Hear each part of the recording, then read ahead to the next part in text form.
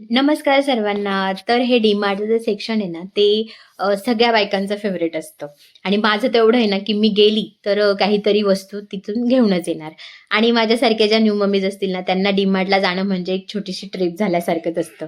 कधीही छोट्याशा वस्तू घ्यायच्या असल्या ना, तरी चला डी-मार्टमध्ये, तर मी रेडीच असते तिथे जाण्यास.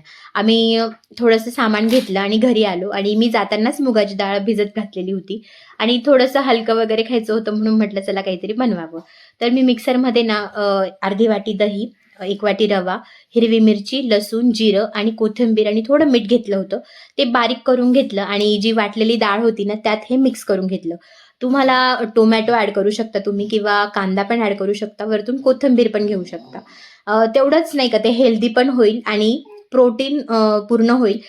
डाळी तर सगळ्या प्रोटीनच्याच असतात त्यामुळे आणि मुगाची डाळ हलकी असते आणि पचायलाही जरा इझी जातं. सो असं मस्त धिरडं मी इथे तयार केलं होतं. मी ॲक्चुअली याला ढिंडरं म्हणायची, पण आता इकडे आल्यापासून धिरडं म्हणायला लागली. आमचा इथे मस्त तुम्ही याला मुगाचा डोसाही म्हणू शकता. असा मस्त हेल्दीसा धिरडं आम्ही आम्ही बनवलं होतं. तुम्ही पण नक्की ट्राय करा. भेटूया नेक्स्ट ब्लॉगमध्ये. बाय.